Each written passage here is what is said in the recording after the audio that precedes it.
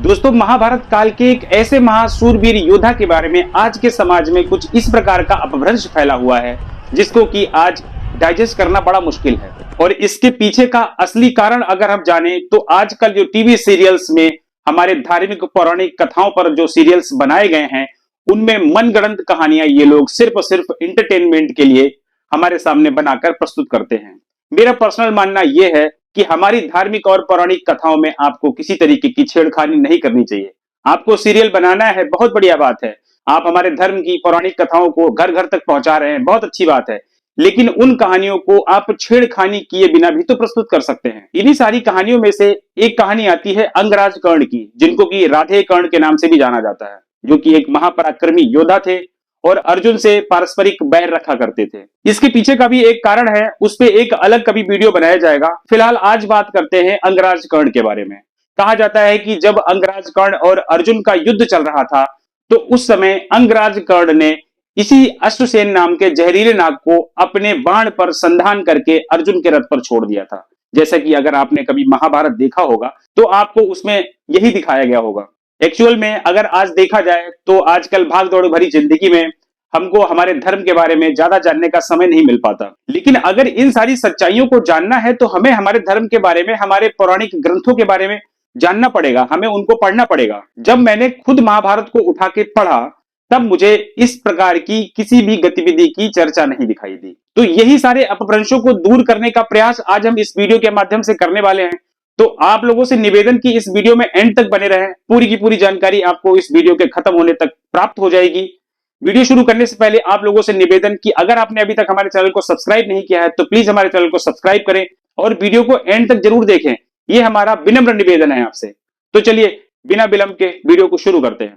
अश्वसेन नाम के विषैले नाग के बारे में जानने के लिए सबसे पहले हम लोगों को यह जानना बहुत जरूरी है कि तक्षक का विरोध किस प्रकार से अर्जुन के साथ हो गया था। ऐसी कौन सी घटना हुई थी कि नागराज तक्षक अर्जुन को अपना शत्रु समझने लगा था। यह बात उस समय की है जब पांडव इंद्रप्रस्थ नाम के राज्य में अपने आप को व्यवस्थित कर चुके थे। तो उस समय एक बार अर्जुन और भगवान श्री कृष्ण दोनों यमुना नदी के तट पर जल क्रीड़ा करने के लिए, जल विहार करने के लिए गए थे। उस यमुना नदी के तट पर एक खांडव्य नाम का वन प्रदेश था।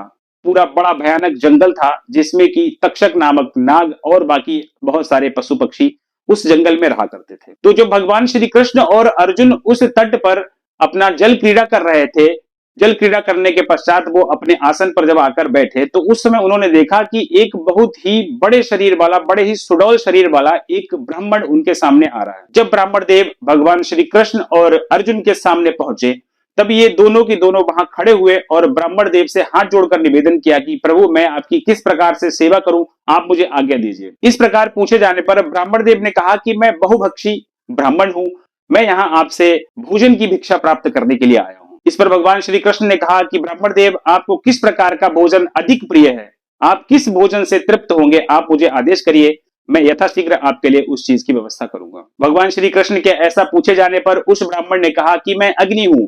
असल में वो ब्राह्मण जो थे वो अग्निदेव थे, जिनका कि पूरा पिंगल वर्ण का शरीर था, दाढ़ी मूछें थी और उनके बाल भी यहाँ तक कि सोने के समान चमकीले थे। जब उन्होंने अपना परिचय दिया कि मैं अग्नि हूँ, मैं इस प्रकार के किसी अन्य से तृप्त नहीं होता हूँ। इस पर भगवान श्री कृष्ण ने अग्निदेव से कहा कि आपको जिस प्रकार के भी अन्न से तृप्ति हो आप मुझे आदेश करिए, वो मैं आपके लिए उपस्थित करूंगा। ऐसा कहने पर अग्निदेव ने कहा कि मैं इस खांडव वन को जलाकर भस्म करना चाहता हूं। अब यहाँ पे प्रश्न ये उठता है कि अग्निदेव को आखिर ब्राह्मण का रूप धारण करके भगवान श्री कृष्ण और अर्जुन के पास आना क्यों पड़ा? क्या था इसके पीछे का कारण कि वो खांडव वन को जलाना चाहते थे? इसके पीछे की भी एक बहुत रोचक कहानी है कि बहुत प्राचीन समय में एक सात्विकी नाम के राजा हुआ करते थे। उनको यज्ञ हवन करना इतना ज्यादा प्रिय था कि वो उनके राज्य में हमेशा कोई ना कोई यज्ञ और हवन चला करता था। उनके इस यज्ञ और हवन से जो यज्ञ और हवन करवाने वाले ऋत्विक होते थे वो परेशान हो जाते थे, ऊब जाते थे, उनके पास से भाग जाते थे। लेकिन वो राजा इतने ज्यादा इसमें अपने दृढ़ संकल्प थे कि वो किसी प्रकार से दान दक्षिणा देके ब्राह्मणों को हमेशा खुश रखा करते थे और हमेशा उनसे यज्ञ कराने की प्रार्थना किया करते थे। उनका एक यज्ञ 12 वर्षों तक चला। उसके बाद में जब ऋत्विक बहुत परेशान हो गए, जब यज्ञ कराने वाले बहुत परेशान हो गए, उसके पश्चात उस राजा ने भगवान शंकर की तपस्या करी। भगवान शंकर ने प्रसन्न होकर गौतम ऋषि से कहा कि आप ही इस राजा के यहाँ जाकर आप उसका यज्ञ आदि संपन्न करवाएं। गौतम ऋषि उस राजा सात्विकी के यहाँ पहुंचते हैं और 100 वर्षों तक एक यज्ञ करवाते हैं। अब ये कहानी वहां से जुड़ेगी जब अग्निदेव को ब्राह्मण का रूप धारण करके भगवान श्री कृष्ण और अर्जुन के पास आना पड़ा। तो जो राजा सात्विकी के द्वारा इतना लंबा 100 वर्षों तक का जो यज्ञ किया गया था, उसमें अग्नि की इतनी आहुतियां दी गई। उन राजा सात्विकी के द्वारा दी गई घी की आहुतियों के कारण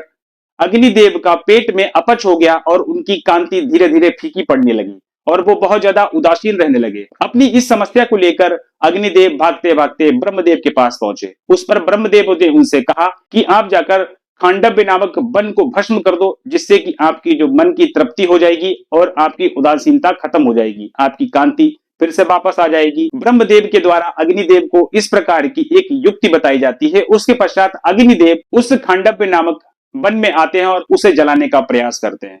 अब चूंकि यहाँ पे प्रॉब्लम ये आती है कि वहां पे तक्षक नामक नाग रहा करता था, जो कि इंद्रदेव से पहले ही अभयदान प्राप्त कर चुका था।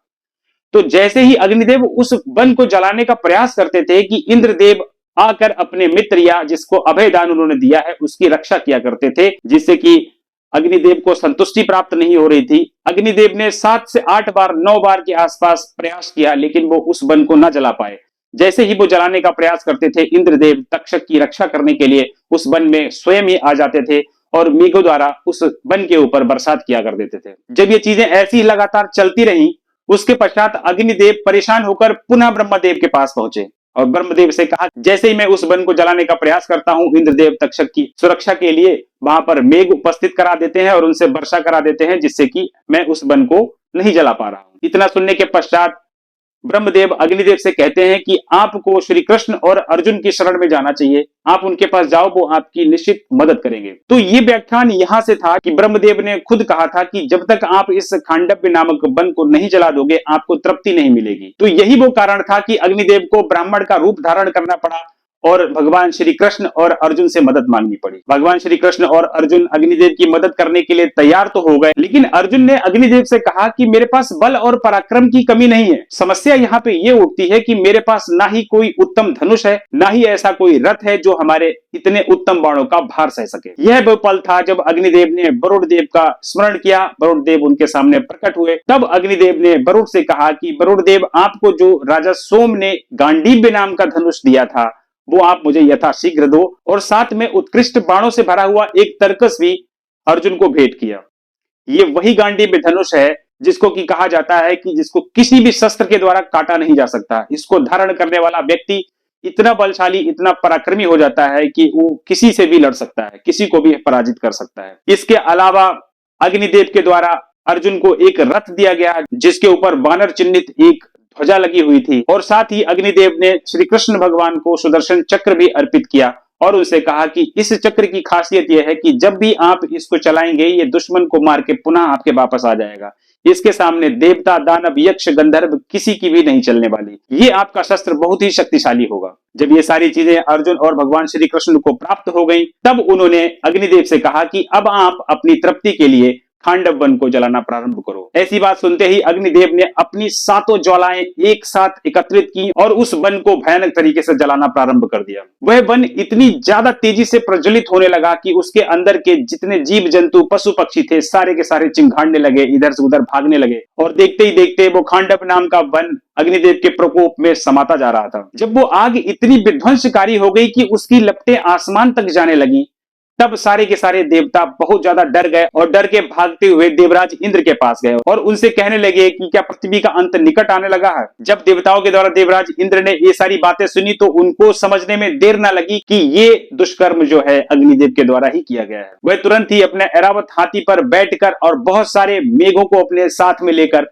खांडव्य नामक वन पहुंच गए। जब खांडव्य नाम का वन जल रहा था और अग्निदेव की ज्वालाएं बहुत तेजी से प्रज्वलित हो रही थी, उसी समय अश्वसेन नाम का नाग और उसकी माता वहां पर थी और वो इधर उधर भाग रहे थे अपनी जान बचाने के लिए, लेकिन अग्नि की ज्वालाएं इतनी तेज थी कि वो कहीं से भी निकल नहीं पा रहे थे। उसी समय देवराज इंद्र ने मेघों को आदेश दिया कि तुरंत ही भयानक तरीके से गर्जना करके इतनी भयानक मूसलाधार बारिश करो कि अग्नि का प्रकोप शांत हो जाए। लेकिन उसी समय अर्जुन ने अपने गांडीव नामक धनुष से ऐसी बाणों की वर्षा की कि उन्होंने पूरे के पूरे बादलों को घेर लिया, नीचे एक बूंद आने तक की जगह नहीं छोड़ी। जब अश्वसेन की माता को यह बात कंफर्म हो गई कि अब इस अग्नि से बचना मुश्किल है, तब उसने अपने पुत्र अश्वसेन को निगल लिया। लेकिन जब वो निगल ही रही थी कि उसी समय अर्जुन की दृष्टि उस सर्पणी पर पड़ गई। उसी समय अर्जुन ने अपना धनुष उठाकर बाण चढ़ाकर उस सर्पणी का सर धड़ से अलग कर दिया। यही वो क्षण था कि अश्वसेन नामक जो नाग था वो अर्जुन से बैर रखता था। उसके पश्चात इंद्र ने किसी तरीके से उस अश्वसेन नाम के नाग को तो बचा लिया। यहाँ पर साथ में एक कहानी और भी है जिसको अभी से क्लियर करके चलते हैं। अश्वसेन के पिता का नाम था तक्षक।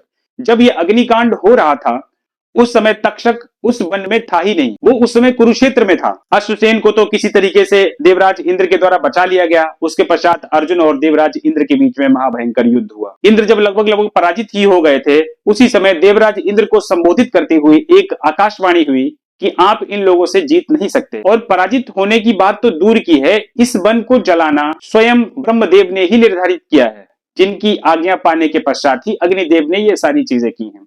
तो आपको अनावश्यक इन लोगों से युद्ध करने की आवश्यकता नहीं है।